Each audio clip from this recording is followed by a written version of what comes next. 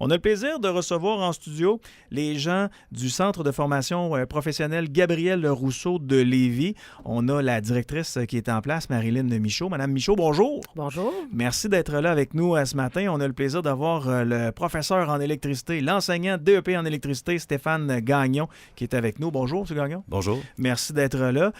Vous avez une journée porte ouverte qui s'en vient bientôt. C'est le 4 décembre de 16h jusqu'à 20h au CFP Gabriel Rousseau à Lévis. Vous recherchez des individus à travers la grande région de Québec ou peut-être même ailleurs parce qu'avec Internet, on se rend quand même assez loin aujourd'hui. On cherche des gars de construction, des spécialistes de l'électricité qui voudraient devenir professeurs. Exactement.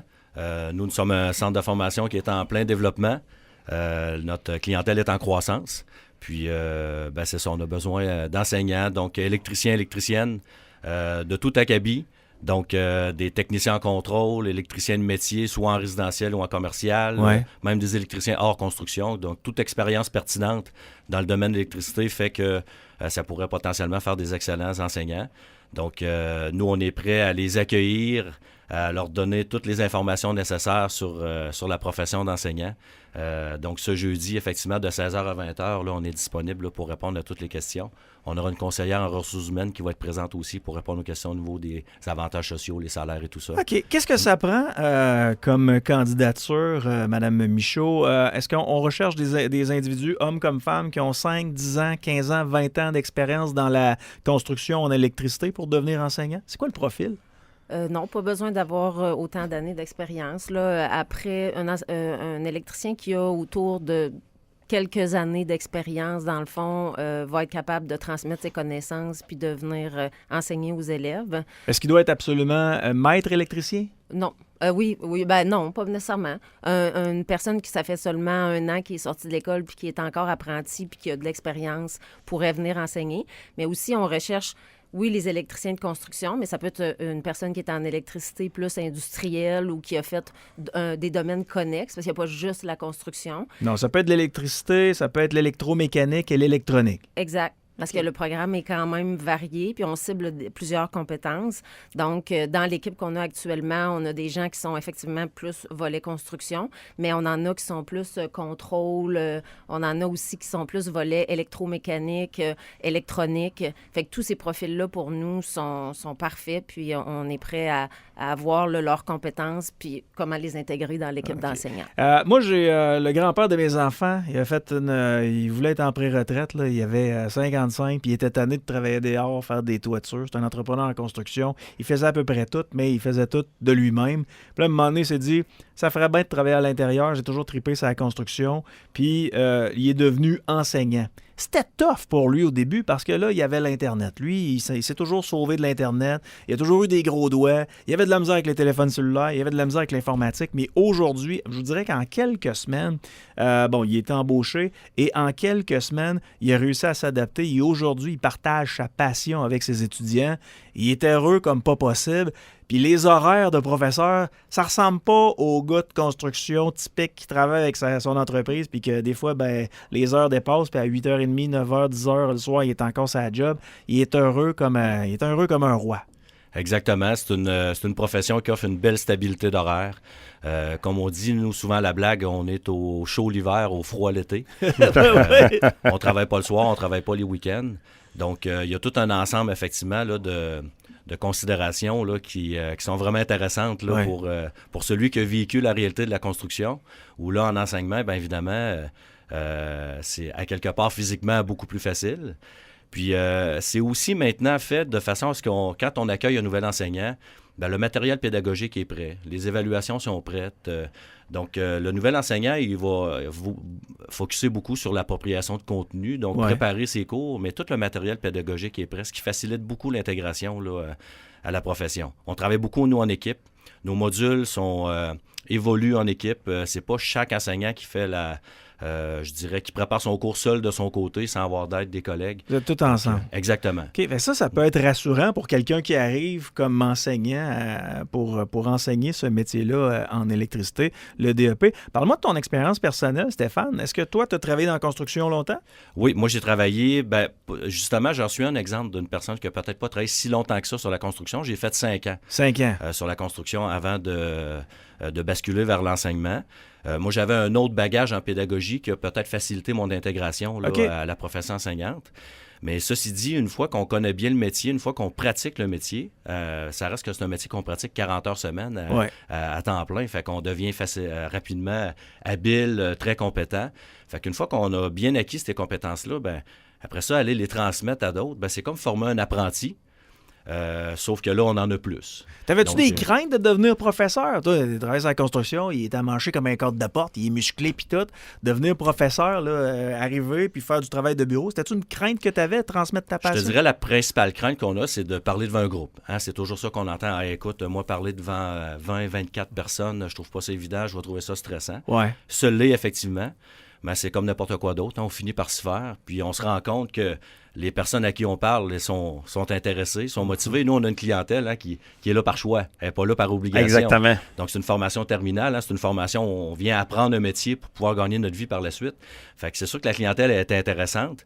Puis on se rend compte que il y a beaucoup de travail qui se fait en atelier aussi. Hein. C'est la formation théorique, ça peut représenter à peu près 40% du temps passé en classe. Le reste du temps, on est en atelier, fait qu'on pratique. Donc, ça ressemble beaucoup à quand tu reçois un apprenti sur un chantier où tu es avec lui, puis c'est plus du pratique que tu lui montres. En ayant 60% d'atelier, les gens qui basculent vers l'enseignement vont retrouver là, cette particularité. C'est la même réalité, effectivement, sauf que le nombre de personnes est un peu plus élevé. Fait que je dirais souvent, la plupart des nouveaux enseignants vont dire « Ah ben oui, j'étais beaucoup stressé face au fait de parler devant un groupe, mais je me rends compte que finalement, ça se fait bien. Puis j'ai pris mon aise quand même assez rapidement. Donc, c'est pas...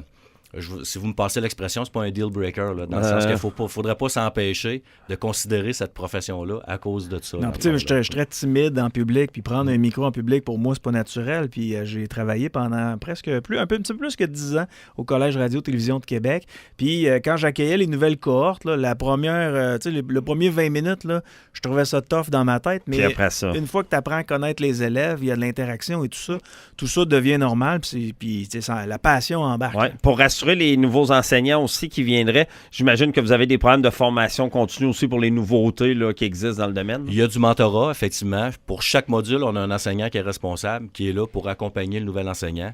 Nous, on fait beaucoup de co-enseignement aussi. Donc, le nouvel enseignant, lorsqu'il s'intègre en classe, a toujours la possibilité d'avoir un enseignant accompagnateur qui va venir avec en classe pour s'assurer que ça se passe bien, surtout dans les premières journées d'atelier, où des fois, on peut se sentir rapidement débordé de par le nombre d'équipes, le nombre de corrections, de montage à faire et tout ça. Donc, le co-enseignement, c'est présent. Le mentorat est là. Puis, comme je le disais, le matériel pédagogique est déjà prêt. Fait que l'enseignant, lorsqu'il s'intègre à la profession, vraiment, son objectif, ça va de faire de son appropriation de contenu sur du matériel pédagogique qui existe déjà. Donc, c'est très sécurisant. Donc, ensuite, il pourra peaufiner ses cours, lui donner sa couleur avec le temps et tout ça. Mais initialement, lorsqu'il arrive, il n'y aura pas à monter ses cours, à monter ses notes de cours. Ça, c'est déjà fait. Donc, juste ça, c'est un gros facilitant là, pour le nouvel enseignant. Là. Madame la directrice, Marilyn Michaud, là, moi, ça fait 5 ans que je suis dans la construction, je fais de l'électricité, j'ai une bonne expérience, je suis passionné de ça. J'entends la directrice, puis j'entends un enseignant du CFP, Gabriel Rousseau, parler, puis comme quoi on recherche des enseignants en électricité. Essayez de me convaincre. Là. Ça ressemble à quoi, les horaires d'enseignants au CFP, Gabriel Rousseau?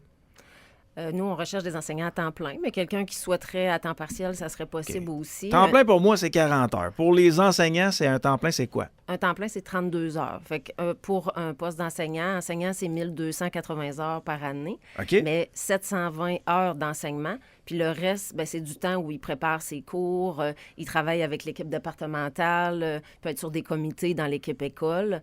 Donc, c'est quand même une bonne différence, je pense, par rapport au métier là, sur la construction. Vraiment. Donc, je suis électricien, je deviens professeur. Mes horaires de travail, c'est 32 heures semaine. Oui. Est-ce que je travaille l'été?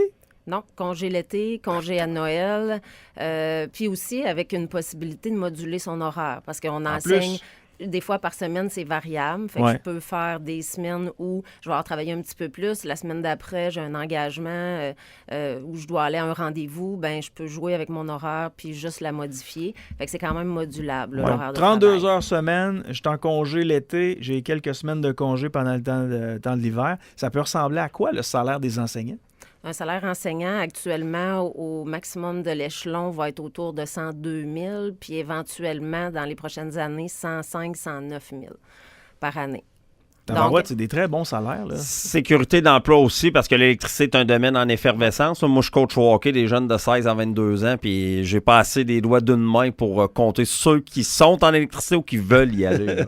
Donc, c'est vraiment un métier qui est prisé là, par la jeunesse à l'heure actuelle. Oui, effectivement, les besoins sont là, sont grands. Nous autres, notre mission, comme les centres de formation, c'est vraiment de s'assurer qu'on est capable de former suffisamment de gens de métier pour répondre aux besoins du marché du travail. Fait que c'est ce qu'on souhaite actuellement. Fait que c'est pour ça qu'on rajoute beaucoup de groupes.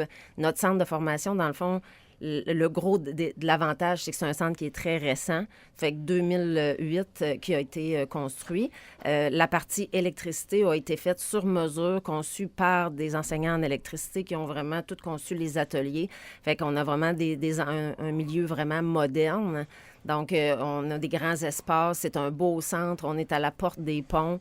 C'est 2 minutes. C'est à 2 minutes des ponts. Effectivement, 2 minutes. Puis je pense que qu'est-ce que je dirais aux gens qui veulent postuler, c'est vraiment... puis je pense que c'est important aussi, Stéphane est là à côté de moi, mais c'est l'équipe de travail. Je pense qu'il y a des enseignants qui sont là actuellement puis qui m'ont dit « Marilyn, j'ai jamais vécu ça avant, une équipe de travail comme ça, une belle ambiance, une dynamique, je me sens bien, je me sens accompagnée. C'est très... une équipe vraiment le fun. Je peux laisser Stéphane aller, mais de les voir aller, puis la chimie qu'ils ont tout ensemble, c'est une ambiance de travail. Je ne suis pas gênée de dire qu'il n'y a personne qui pourrait ne pas être bien dans cette équipe de travail. Puis dernière question pour vous, Mme Michaud. Est-ce qu'il faut s'engager pour aller faire notre certificat en enseignement à l'Université Laval par la suite, une fois qu'on est embauché? Au début, on a la possibilité d'avoir une tolérance d'engagement qui est une qualification légale. Donc, il n'y a pas besoin. Mais à la soirée de recrutement, on va être là tous présents. Les enseignants vont être là et ils vont pouvoir aussi parler. Mais au début, c'est pas nécessaire. La tolérance peut suffire. Puis là, ça permet aux gens de voir, ben j'aime ça, moi, je suis bien. Mais dans la première année, c'est pas nécessaire. Vous vouliez ajouter? Marilyn parlait de l'ambiance de travail. Oui. Effectivement, là, c'est un aspect qui est important. Puis nous, ça se traduit beaucoup aussi justement par l'accompagnement. Ça fait que nos enseignants ne se laissent pas, ne se sentent pas seuls face à eux-mêmes dans leur travail. Je donne un exemple. Nous, on est 12 enseignants, on est 12 joueurs de golf. On se fait des tournois de golf, on se fait des soupers. Il y en a qui sont meilleurs que d'autres. Ciao, bye, ma carrière radio. Ah non, j'ai pas étudié en électricité. Ils vont vider les chantiers, eux autres, là. Ben oui, ils vont vider les chantiers. Les gars vont dire, hey, attends une minute, là, je travaille au show. Je vais aller jouer au golf, je travaille 32 heures semaine, puis je transmets ma passion. Ouais. Tabarouette, il n'y aura plus de monde dans les chantiers. Sans tomber dans les technicalités, c'est ça, l'horaire est fait de façon, puis Marilyn le mentionnait tantôt, où la conciliation travail-famille est vraiment facile, parce qu'on est capable de se prendre des journées de temps à autre. Oui, ce qui est différent de la construction. La construction, c'est un milieu où c'est pas facile encore, non, cet aspect-là, sans porter de jugement. On sait que c'est pas toujours facile encore. Fait qu'il y a un paquet d'éléments comme ça, tout un facteur qui sont cumulables, qui font qu'au bout de la ligne, ben, on se rend compte que c'est vraiment un choix de carrière qui est vraiment intéressant pour un travailleur de la construction ou peu importe tout autre électricien de tout domaine. Donc, on répète en terminant, soirée de recrutement d'enseignants et d'enseignantes en électricité. Il y a divers profils qui sont recherchés. Les gens qui sont en électricité, les ceux qui sont en électromécanique, ainsi que ceux qui sont en électronique. Ça se passe le 4 décembre, donc dans 2 jours de 16h jusqu'à 20h. C'était au CFP Gabriel Rousseau à Lévis. C'est à 2 minutes des ponts, les amis. C'est vraiment pas loin. C'est au 1155 boulevard Guillaume Couture. Si on veut en savoir peut-être un peu plus ou aller chercher plus de renseignements, Mme Michaud, on peut aller sur quel site Internet? CFP Gabriel Rousseau. Tout simplement. Oui. Ça a été un plaisir de vous accueillir, puis je vous souhaite une belle soirée de recrutement dans quelques jours, c'est-à-dire le 4 décembre de 16h jusqu'à 20h. On a juste à se présenter au CFP Gabriel Rousseau, puis tout va être bien indiqué. Exact. Parfait. Au plaisir de vous reparler. Merci. Merci beaucoup. Bonne chance pour la suite. Merci. Bye-bye. Au revoir. 9h40, on s'arrête. Boulevard 102.1.